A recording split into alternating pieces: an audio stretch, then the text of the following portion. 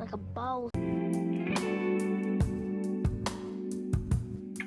So the first one is this, that you want a relationship.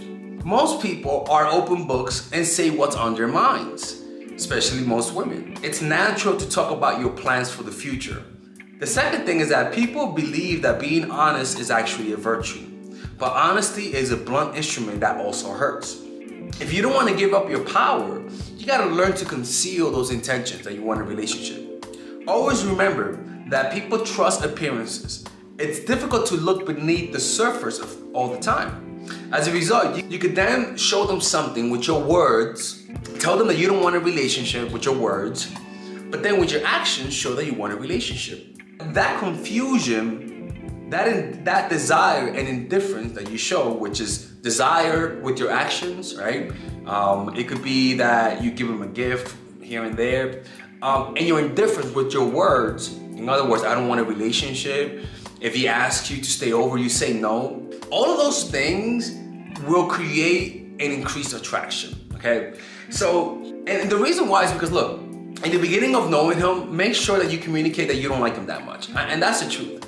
You gotta make an effort to communicate to him. A girl that I used to go out with, which did a really good fucking job, I remember I would ask her to stay over. I would tell her she can't stay over. She was like, okay. Like she's fucking happy. I'm like, bitch, what? Why are you so fucking happy? like you gotta shed a fucking tear, okay? Like her reaction to me telling her not to stay over was okay. Her reaction to me telling her you gotta go was like okay. Like it was like nonchalant. And if you don't get offended by it, what you could do is that you're giving me the impression that you don't like me too much. Like you're giving, not that you don't like me, but that you don't want to be intimate with me, right? That's the impression you're giving me. But then it gives you space to actually text him in the morning, good morning. It gives you space to actually act needy, right? Because if you would ask him, can I stay over? Right? And then you act needy on top of it, God, that's a horrible combination.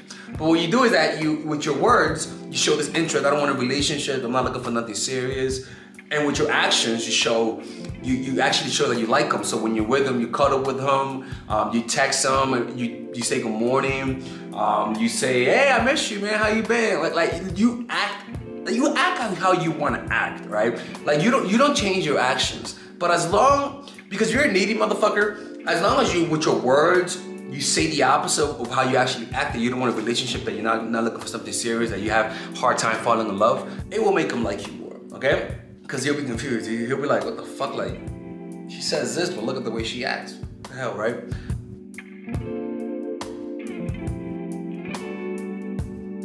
The second thing, how many men you slept with. Look, man, this is a fucking simple one, okay?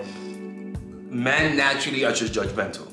Men are naturally judgmental, and men don't like promiscuous women. The problem is that men don't know that women are naturally promiscuous. It's just how it is, right? Women want to choose the best one, and so she'll try a few, okay? And if you're smart, you'll do that, right? Like that, what the fuck, you said that? Just calm the fuck down, Melissa, okay? What I'm saying is that to find the right guy, you gotta fuck a few guys, and that's the truth. If you don't think that's the truth, then I don't know what to say to you, okay? Because a guy will never know if he likes you unless he has sex with you. You'll never know if a guy likes you unless you have sex with him, right? So you gotta bang a few guys. So you will go through a few Tyrones, through a few Jamals, through a few Joselitos, through a few Bobbies and shit, right? But don't tell the guys how many guys you slept with.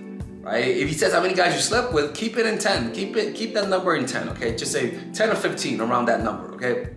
Depends how old you are, right? But the point is that you know the fucking number that's too high, okay? But don't be acting like a goddamn saint and say, oh, I've only been with like 2 guys. And like, the fuck out of here, Melissa. Don't fucking play me.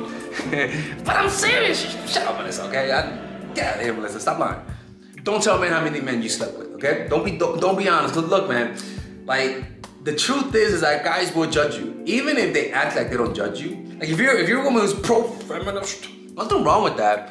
But don't be so fucking proud of that shit, okay? Not because it's something to be ashamed of, but because that's the rules of the game. The rules of the game is that women are angels, and you guys have to play the game right, okay? So you gotta learn to play the game. Don't resent the rules. Those are the rules of the game. Master it. Use it for your advantage.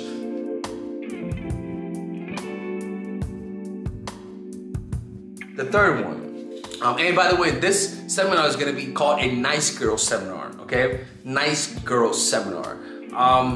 Actually, it's going to be a nice everything, nice guy, nice everything. But in general, it's going to be about learning how to become more assertive, how to assert yourself, how to communicate your standards. It's going to be a really good seminar, so I want you guys to attend, okay? Third one, how much you love him. Imagine you're an escort. And I've noticed that if I'm with one, and I could tell that she's really liking this, you know, and I could tell that she's starting to like me, because I have this. Sometimes escorts end up liking you, and sometimes you end up liking one. I only had sex with her once, but I end up liking her. Like it's like, wow, but I don't care, to be honest with you. I don't judge women. I understand they're people, and if you're not able to see through the fact that they're people, then you're kind of judging them, to be honest with you. And women judge escorts more than men do. Imagine that you're an escort and you start showing me that you like me. You start saying, hey, I kind of like you, blah, blah, blah, blah. What that does is that now you lost your power, bitch. You fucking lost your power. I'm like, oh, you like me, bitch, huh? Oh, okay. Well, guess what, man? If you want this, you gotta give me half off now. Now I can negotiate. Now I got leverage, because I know you're emotionally invested. And if you say no, I know you're suffering. Oh my God, the fuck, that boy Reno is always asking me to give him a fucking discount. And most likely, you'll give me a fucking discount. And then, you know, it's funny, it happens a lot, right? They'll end up liking you. The reason why is because now I'm able to negotiate. I know what's inside of you now I can take, right? And sometimes we communicate that not through our words, but through our actions. The little fucking look you give, you know, the little text messages you send them, how happy you are when you're around them, how relaxed you are, you cuddle with them, all that shit. But the worst one is when you say that you like them. And the reason why this is not a good idea is because this really comes from your impatience. This really comes because you're impatient. You're not thinking straight. You're not in terms of, what will I do that will make them like me? Bitch, who the fuck ever says confessing how you feel to somebody will make them like you? You gotta see it as a negotiation. If you confess how much you need a job, and you say, I really need this job, they're gonna say, oh, really? You need this job, huh? What are you willing to do for it? But if you act like, look, man, I got 2 jobs, I don't need this job, but I'm gonna check it out. All of a sudden, I don't have that much negotiating power. So in reality, what's really going on here is that you're being selfish.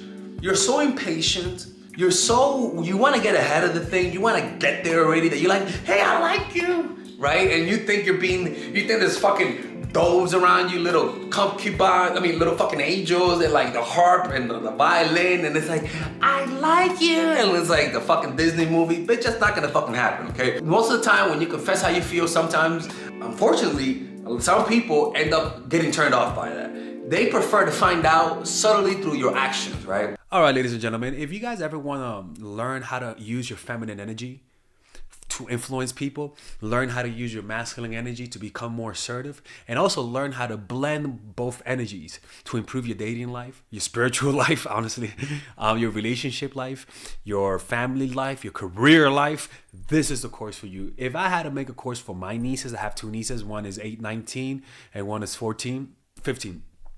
16. Holy shit. Oh my God, he's a bad fucking uncle. He's a bad uncle. Get him. Shut up, Melissa. You should get this course, right?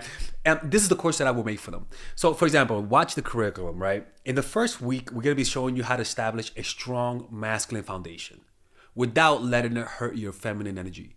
This masculine foundation is a source of who you are, right? It's your bodyguard. Without this, whatever feminine energy you create will be destroyed by the outside, because your masculine is your shield. So we'll talk about goal setting. We'll talk about how to develop a serious attitude.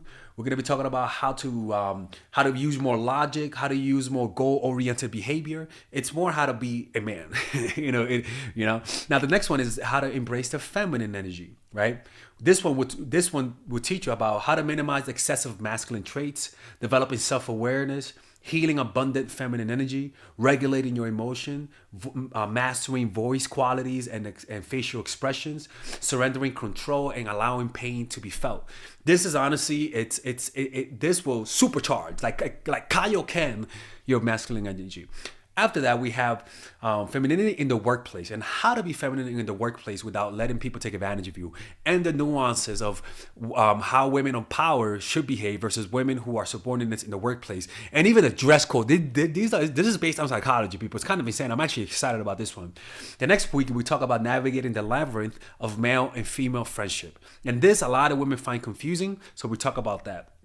And how to identify envious friends, how to identify the good friends, how to keep male friends, and how to keep female friends. Week 5, we talk about how to release the burden of the past and stop and destroy mental projections. This is actually really powerful. And then week 6, we talk about how to increase your observational power so that you can read people better. And we have a bunch of bonuses. The course starts at $99, and you guys can pre-order the course today at $69 before it goes out. If you're watching this, most likely I'm in the meditation retreat, so most likely I will be praying for all of you guys. And just click on the description down below of the video. Right there, you'll see it, and you can pre-order that course. It's gonna be out by the end of next month or the beginning of February of March. One of the two, people, because I have a 10-day retreat to do, and I want to finish the course after the retreat, because I think the ideas are gonna be so much better. All right, man. I'll see you guys later. Pre-order, man. I'm closing the channel.